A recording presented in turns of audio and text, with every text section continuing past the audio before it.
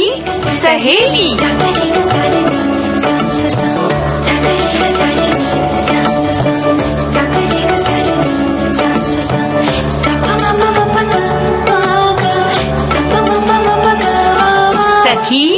सहेली।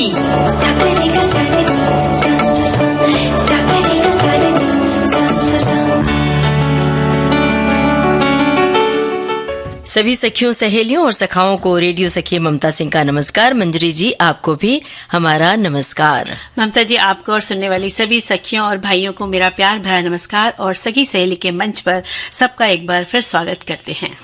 क्या हाल है मंजरी जी? बस बिल्कुल ठीक है। मौसम बदल रहा है लेकिन मौसम के मजे भी ले रहे हैं। तबीयत थोड़ी डामाडोल हो जाती है लेकिन फिर भी जोश से भर जाते हैं। मौसम जब बदलता है तो थोड़ा एहतियात बरतना चाहिए, अपनी सेहत का खास ख्याल रखना चाहिए और हमें लगता है कि हमारी सखियां इस मामले में बहुत समझदार हैं और इसका खास ख्याल रखती हैं, लेकिन अपना तो ख्याल रख लेती हैं। बाल बच्चों का ख्याल रखना ज्यादा जरूरी होता है क्योंकि उनका ध्यान इस ओर नहीं होता है, पता भी नहीं होता है। अगर पता है भी तो वो ध्यान नहीं देते हैं। तो ये हम बड़ों की जिम्मेदारी होती है और बड़ों की बहुत सारी जिम्मेदारियां होती हैं, बहुत सारी बातें बताना, जानकारी देना। और आज ऐसे तमाम विषय हैं जिन पर श्रोताओं की टिप्पणियां आनी शुरू हो गई हैं, लेकिन एक बार दोहरा देते हैं कि विषय क्या है। जी, आज है केंद्रीय रिजर्व पुलिस बल डे है, इस पर हम बात करेंगे। और चूंकि आज रंग पंचमी भी है तो इसकी चर्चा भी होगी। और हमारे जरा याद करो कुर्बानी में क्रांतिवीर मुंशा सिंह दुखी के बारे में हम बात करेंगे और रंग की बात करेंगे। वस्त्रों के रंग का बड़ा प्रभाव होता है। ऐसा कहते हैं कि जब रंग मतलब बड़े चटक रंग पहनते हैं तो मन खुश रहता है, ऊर्जावान रहता है। अगर कोई धूसर रंग, स्लेटी या बड़ा उदास रंग पहन लेते हैं तो मन भी उदास हो जाता है। अब किस पर किस रंग का क्या असर होता है ये हमारे श्रोता जरूर बताएं टिप्पणी में। विविध भारती के फेसबुक पेज पर जाने के लिए आपको टाइप करना है www.facebook.com/VBS मुंबई। तो वस्त्रों के रंग, महिलाओं की पसंद पुरुषों से कितनी भिन्न है ये बताना है हमारे श्रोताओं को। बिल्कुल। और इसके साथ व्यंजन का दिन है तो स्वाद में हम ठंडे पेय पदार्थों का भी बताएंगे, तरीका कैसे बनाया जाता है। और आज एक बड़ा ही ऐतिहासिक दिन है, खास दिन है, रोमांचक दिन है और आज खुश होने का दिन है। बिल्कुल। सभी महिलाओं के लिए तो खास है, ये सारे देश भर के लोगों के लिए ये आज का दिन बेहद खास है। बताइए क्यों? बिल्कुल, क्योंकि आज हमारी जो भारतीय मूल की अमेरिकी एस्ट्रोनॉट सुनीता विलियम्स जो हैं वो हमारे देश में, हमारी धरती पर फिर से वापस लौट कर आई हैं। और ये बड़े गर्व की बात है क्योंकि वो और बुच विल्मोर 9 महीने 14 दिन बाद पृथ्वी पर लौट कर आए हैं। और इनके साथ क्रू 9 के 2 और एस्ट्रोनॉट अमेरिका के निक हेग और रूस के अलेक्सांद्र गोरबुनोव भी हैं। उनका ड्रैगन स्पेसक्राफ्ट भारतीय समय के अनुसार 19 मार्च को सुबह 3:27 पर फ्लोरिडा के तट पर लैंड हुआ। और ये चारों एस्ट्रोनॉट मंगलवार को इंटरनेशनल स्पेस स्टेशन से रवाना हुए थे। स्पेस क्राफ्ट के धरती के वायुमंडल में प्रवेश करने पर इसका तापमान 1650 डिग्री सेल्सियस से ज्यादा हो गया था। इस दौरान तकरीबन 7 मिनट के लिए कम्युनिकेशन ब्लैकआउट रहा, यानी यान से संपर्क नहीं रहा। तो जाहिर सी बात है कि चिंता होना, तो लोग चिंतित थे, परेशान थे, लेकिन हम सबके लिए ये खुशी का मौका है और हम उनके अच्छे स्वास्थ्य के लिए शुभकामनाएं कर रहे हैं कि वो एक सही और नियमित दिनचर्या में शामिल हो जाए। इसके लिए बहुत सारी शुभकामनाएं, क्योंकि इतने समय तक स्पेस में रहने के बाद वो नॉर्मल जीवन जीने के लिए उनको वक्त लगेगा। तो इसके लिए बहुत जरूरी है कि हम सब उनके लिए प्रार्थना करें। जी। और ममता जी, सबने लाइव भी देखा, सब लोग जब वो आ रहे थे तो लाइव प्रोग्राम चल रहा था तो वो भी सबने देखा। तो बड़े गर्व की बात थी, हम लोग भी उत्साह से भरे हुए थे कि प्रार्थना कर रहे। रिजर्व पुलिस बल डे है और आपको तो ये पता ही होगा और हम सबका इस पर ध्यान जाता ही है रोजमर्रा की जिंदगी में कि हम कितनी आराम की जिंदगी जी लेते हैं, कितने सुकून से सांस ले लेते हैं। केंद्रीय रिजर्व पुलिस बल CRPF भारत का सबसे बड़ा अर्धसैनिक बल है। ये भारत सरकार के गृह मंत्रालय के अंतर्गत आता है। केंद्रीय रिजर्व पुलिस बल 27 जुलाई 1939 को क्राउन रिप्रेजेंटेशन पुलिस के रूप में अस्तित्व में आया था। और उसके बाद 28 दिसंबर 1949 को सीआरपीएफ अधिनियम के लागू होने पर इसे केंद्रीय रिजर्व पुलिस बल का दर्जा प्रदान किया गया।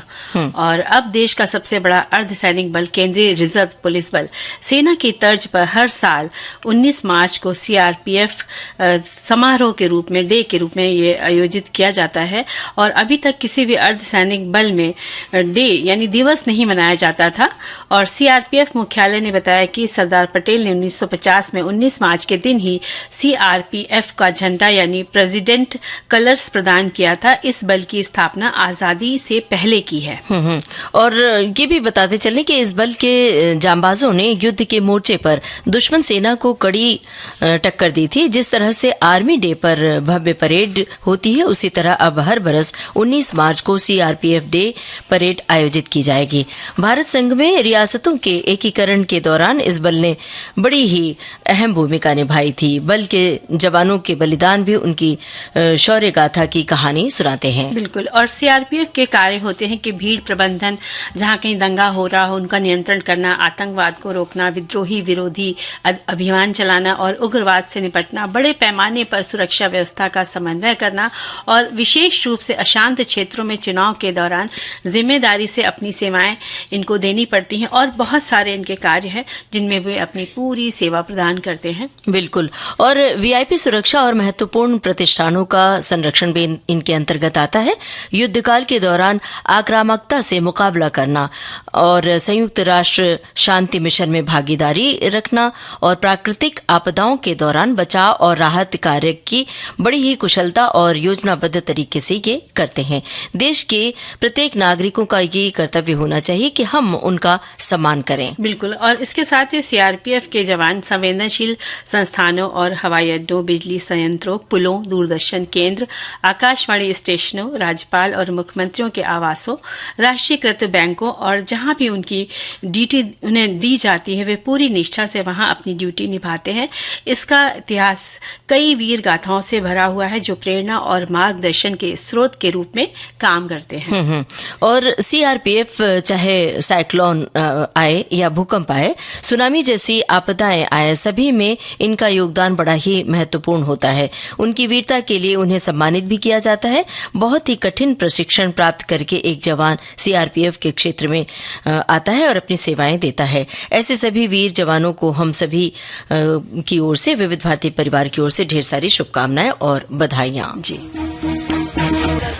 मंजरी जी, क्या बात है भाई, होली का रंग अभी तक छूटा नहीं है, रंग लगा हुआ है भाई। अभी देखिए रंग बड़ा पक्का रंग है, बड़ा पक्का रंग है और रंग थोड़ा सा लगा भी रहना चाहिए, तभी तो पता चलता है कि हमने होली खेली। अगर होली में रंग लगा हुआ है और पक्का रंग है तो समझिए प्रेम का रंग है। बिल्कुल सही का रंग है, क्योंकि प्रेम का रंग ही लगा ले तो वो पक्का हो जाता है। बिल्कुल सही बात है। और कोई प्रेम से रंग लगाता है तो वो भी पक्का है, तो भी छूटेगा नहीं। हाँ, तो इसीलिए तो हम होली का त्योहार तो साल भर करते हैं, त्योहार का इंतजार साल भर करते हैं और ये सोचते रहते हैं कि होली आएगी, और देखते ही देखते होली आ भी जाती है और हम सब प्रेम से रंग खेलते हैं, मस्ती धमाल करते हैं और गानों पर डांस भी किया करते हैं, पकवान भी बनाते हैं। आप तो बहुत सारे पकवान बनाती हैं, बड़ी माहिर है पकवान बनाने में आप तो। मीठे नमकीन सारे व्यंजन बनाते हैं। आपको स्वाद भी हम चखा ही देते हैं तो आप जान गई हैं, तो फिर इसमें सभी जानते हैं कि हाँ बनाने का शौक है। हम सभी बहनों को देखिए ममता जी, सोच लीजिए कि आपने कहा है कि हम चखा देते हैं। हाँ, ये माइक्रोफोन के जरिए सब लोग सुन रहे हैं कि आप जब आप चखेंगी ना तो हम आपकी फोटो निकाल लेंगे,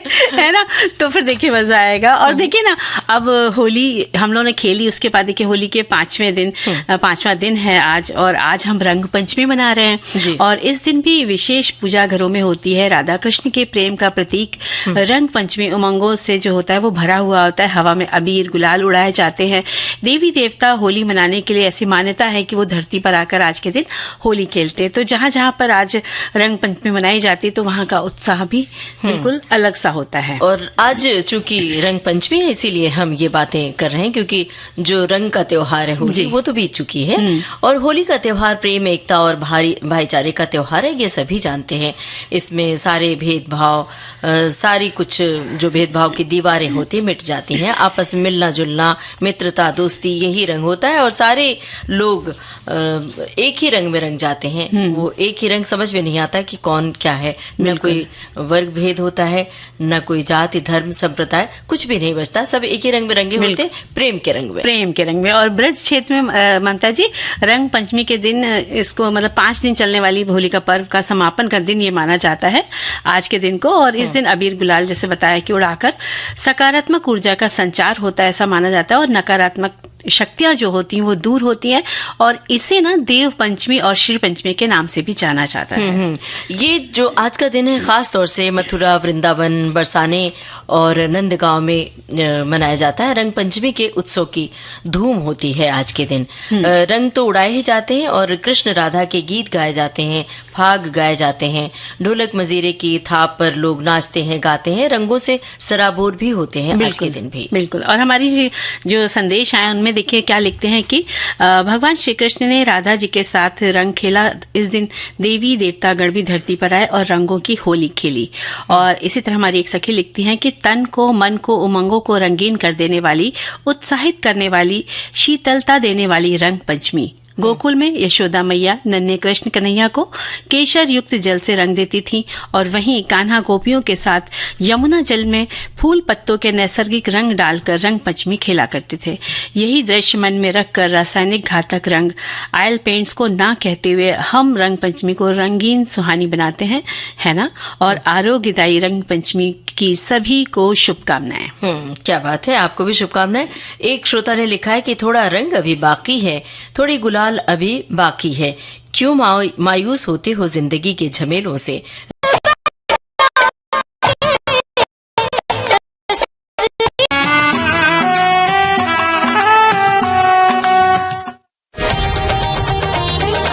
साथ दोनों गाना लिखा।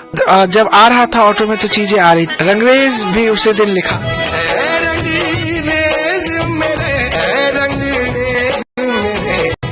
आज के मेहमान हर बुधवार की सहेली और मंजरी जी कुछ श्रोताओं की टिप्पणियां पढ़ने के इरादे से मोबाइल में खोई हुई है। हमें लगता है कि गाना सुन लिया जाए।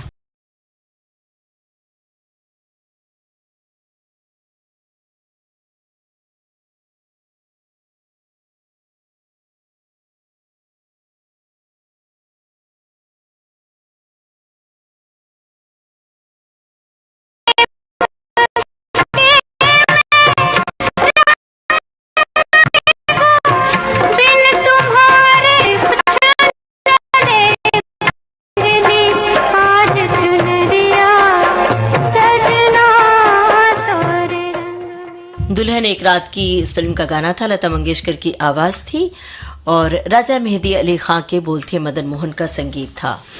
और आज हम बात करने वाले हैं जरा याद करो कुर्बानी, जिनमें हम क्रांतिवीर मुंशा सिंह दुक्की के बारे में बात करेंगे। इनका जन्म 1 जुलाई 1890 को पंजाब के जालंधर जिले के जंडियावाला मंजकी गांव में हुआ था। आपके पिता ब्रिटिश भारतीय सेना में कार्य करते थे। वैसे उनकी शिक्षा कम थी, लेकिन इसके बावजूद खुद की मेहनत और रुचि से उन्होंने अंग्रेजी, उर्दू, बंगाली और हिंदी भाषा का अच्छा खासा ज्ञान प्राप्त कर लिया था। और भी ये जानकारी दे दे कि मुंशा सिंह एक भारतीय राष्ट्रीय क्रांतिकारी और कवि थे। उनकी क्रांतिकारी कविताएं जोश से भर देती थीं। आप गदर पार्टी से भी जुड़ चुके थे। मुंशा सिंह 1908 में हांगकांग पहुंचे, फिर वे आगे गए जहां पर उनकी भेंट प्रसिद्ध क्रांतिकारी हुसैन रहीम से हुई, जो गुजरात के रहने वाले थे। और बाद में वे सैन फ्रांसिस्को चले गए और एक रेलवे लाइन निर्माण कंपनी के लिए उन्होंने काम करना शुरू कर दिया। 1912 में वे वैंकूवर गए। जब गदर पार्टी का गठन हुआ तो फिर वे इसमें जो थे वो सक्रिय सदस्य बन गए। जादुखी नाम से क्रांतिकारी कविताएं लिखी और इसके साथ ही वे कोमागाटा मारू गुरु नानक जहाज के यात्रियों को उनकी कानूनी लड़ाई में मदद करने के लिए गठित शोर समिति के 15 सदस्यों में से आप एक थे। प्रथम विश्व युद्ध हुआ तब वे अपने कई साथियों के साथ सशस्त्र विद्रोह करने के लिए भारत लौट आए थे और जब वो आए तो लेकिन उन्हें 1 जनवरी 1915 को कैद कर लिया गया था। पुलिस ने मुकदमे के बिना ही उन्हें 22 महीने तक अंधेरी कोठरी में कैद रखा था और फिर उन्हें एक दूसरे पूरक लाहौर के षड्यंत्र मामले में फंसा दिया गया। मुकदमा 8 नवंबर 1916 को शुरू हुआ था और 5 जनवरी 1917 को खत्म हुआ। उन पर इस तरह के केस किए गए। 1914 में विक्टोरिया, 1913-14 में वैंकूवर, 1914 में सांगोवाल और 1915 में लाहौर में युद्ध छेड़ने या युद्ध की सहायता करने या युद्ध छेड़ने का प्रयास करने के साथ साथ एक साजिशकर्ता के रूप में ऐसे षड्यंत्र को अंजाम देने के लिए दूसरे लोगों के आरोप को उनके ऊपर लगा दिया गया था। जो षड्यंत्र कर रहे थे उनका इल्जाम इन्हें झेलना पड़ा और उन्हें संपत्ति हड़पने के साथ आजीवन कारावास की सजा सुना दी गई। 1920 में वे शाही क्षमादान के तहत जेल से बाहर आए, लेकिन रिहाई से पहले उन्हें हजारीबाग, लाहौर, कैंपबेलपुर और मुल्तान में कैद कर लिया गया था। और 1922 में रिहा के बाद उन्होंने साहित्यिक समाज कवि कुटिया की स्थापना की। इसके साथ ही उन्होंने प्रतिष्ठित पंजाबी कविता पत्रिका कवि का संपादन भी किया, जिसे उन्होंने कोलकाता से प्रकाशित किया था।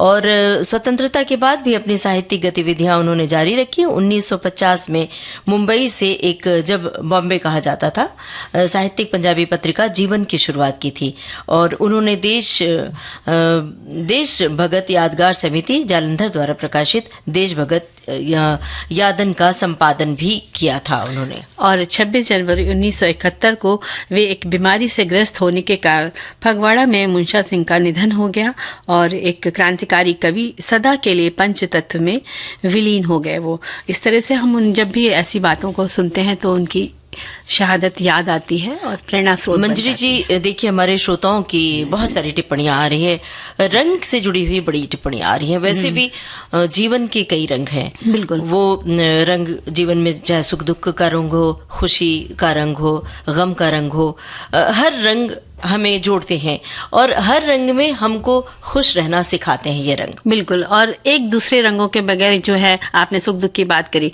इनके बगैर कोई जीवन का मजा भी नहीं है, फीका होता है। अगर मान लीजिए हमारे पास सिर्फ खुशी का रंग हो, अगर दुख का रंग ना हो तो खुशी की अहमियत नहीं पता चलेगी। बिल्कुल सही कहा। तो ये रंग का खेल बड़ा अजीब था। मतलब पहले के जमाने में लोग ये कहते क्या देखा जाता था कि पुरुष बड़े हल्के रंग के कपड़े पहनना पसंद करते थे, क्रीम, बादामी या सफेद। आपको याद होगा अपने घर में दादाजी या पिताजी, चाचा जी को वही सफेद कपड़ों में ही देखा करते थे, या बहुत हुआ तो बादामी रंग और धोती कुर्ता तो रहता ही था और हल्का कभी कभी हुआ तो हल्की। महिलाओं के पसंद वाले रंग अक्सर उनके व्यक्तित्व, संस्कृति और फैशन सेंस पर निर्भर करते हैं। जैसे गुलाबी रंग महिलाओं के बीच बहुत लोकप्रिय है, लाल रंग महिलाओं के बीच लोकप्रिय है। ये रंग ऊर्जा और जोश, साहस का प्रतीक है। नीला रंग विश्वास, वफादारी और समझ का प्रतीक है। हरा, ये रंग प्रकृति, विकास और स्वास्थ्य का प्रतीक है। बैंगनी, ये रंग कल्पना, रचनात्मकता और विलासिता का प्रतीक है। और सोना रंग समृद्धि, विलासिता और सुंदरता का प्रतीक माना जाता है। चांदी रंग, ये रंग नवाचार, तकनीक और स्वच्छता का प्रतीक माना जाता है। और इन रंगों के अलावा महिलाओं की पसंद व्यक्तिगत और सांस्कृतिक रूप से अलग हो जाती है। तो अब हम लोग एक गीत सुन लेते हैं, ठंडे शरबत की, पेय की। मौसम भी आ गया है जब ठंडे शरबत की जरूरत भी पड़ती है और तरावट भी मिलती है शरबत पीने से। और हमारी सखियों ने भी लिखकर भेज दिया है। तो कौन सा पढ़ने जा रही है ममता जी? ये हमारे एक श्रोता ने लिखा है, सौंफ का शरबत कैसे बनाते हैं। वैसे तो खाने के बाद सौंफ खाते हैं, लेकिन सौंफ का शरबत कैसे बनाते हैं ये हम अपने श्रोताओं को बता देते हैं। 1 कप सौंफ को रात भर भिगो ले, दूसरे दिन बारीक पीस ले। इसके साथ इसमें हरा करने के लिए इसमें थोड़े पुदीने या धनिया की पत्ती साथ में पीस लें और पानी मिलाकर छान कर रख लें। हिसाब से, मतलब अपने अनुपात से। इसमें पानी 1 कप चीनी मिलाकर इसमें थोड़ी देर में पका लें। जब ये पक जाए तभी इसमें काली मिर्च पाउडर मिला दें। इसे ठंडा करके कांच के जार में रख लें। जब भी जरूरत हो ग्लास में इसके सिरप को डालें और ठंडा पानी, बर्फ डालें। सौंफ का ठंडा शरबत तैयार है। ये मन और तन दोनों को शीतल कर देता है। और इसी तरह हमारे एक साथी ने लिखकर भेजा है कि नारियल पानी के बारे में लस्सी, छाछ, नींबू पानी, आंवला जूस, कोकम शरबत और बेल का शरबत, पुदीना का शरबत, गुलाब का शरबत और शिकंजी, ये सब के बारे में लिखकर भेजा है कि इनसे क्या क्या फायदे होते हैं। तो कुछ सबको पता ही है, लेकिन हम फिर भी बता देते कि नारियल पानी एक प्राकृतिक और शीतल पेय पदार्थ है जो गर्मियों में मौसम में शरीर को हाइड्रेट रखने में मदद करता है। और लस्सी जो होती है वो गर्मी के मौसम में ठंडक प्रदान करती है और छाछ भी इसी तरह ठंडक पहुंचाता है। और नींबू पानी जो वो शरीर को हाइड्रेट करने में मदद करता है। और इसी के साथ एक अंगूर का पंच बता दें। बताइए। तो इसकी सामग्री लीजिए कि अंगूर 1 कटोरी लेना है, धो करके आप उसकी डंठल निकाल के साफ कर लीजिए।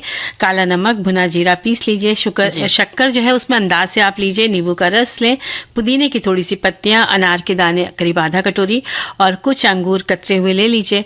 अब आप अंगूर को मिक्सी में ठंडे पानी के संग में पीस लीजिए और इसमें पानी, शक्कर अंदाज से मिलाइए जितना आपको चाहिए और काला नमक, भुना जीरा, नींबू रस मिला दीजिए इसमें। और अब बर्फ के टुकड़े गिलास में डालिए, उसमें थोड़े से अनार के दाने डालिए, जो आपने अंगूर को पीसा था उसको डाल दीजिए। आपका शरबत पीने लायक एकदम तैयार हो गया। ऊपर से पुदीने की कतरन भी आप डाल सकती हैं। बिल्कुल, शरबत में इस तरह नमकीन जो शरबत जैसे बनते हैं, थोड़ा सा मीठा, थोड़ा सा जलजीरा, इस टाइप तो का इसमें पुदीने की पत्तियां डाल दें तो स्वाद भी आता है और अच्छा भी रहता है। और एक श्रोता ने लिखा है नींबू पानी, ये एक लोकप्रिय और ताजगी भरा पेय है जो गर्मी में शरीर को ठंडा रखने में मदद करता है। नारियल पानी पीना चाहिए। ये एक प्राकृतिक और पौष्टिक पेय है जो गर्मी में शरीर को ताज़ा रखता है। और छाछ, ये एक स्वादिष्ट और पौष्टिक पेय है जो गर्मी में शरीर को ठंडा रखने में मदद रखता है। यानी कि बहुत सारी चीजें हैं जो आपके शरीर को बहुत अच्छा रखती हैं। और साथ में संगीत सुनना भी।